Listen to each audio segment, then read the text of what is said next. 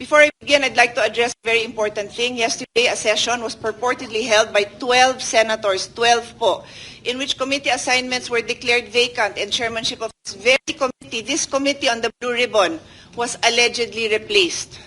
I stand before you today to state clearly and unequivocally that session was invalid. Wala po silang 13. Kahit grade 1, marunong magbilang. Kailangan ng 13. So wala ho silang authority gawin yung mga ginawa nila. The 1987 Philippine Constitution states, Article 6, Section 2, the Senate shall be composed of 24 senators. May narinig ho kayong 22? Wala, 24. Article 6, Section 16.2, a majority of each house shall constitute a quorum to do business.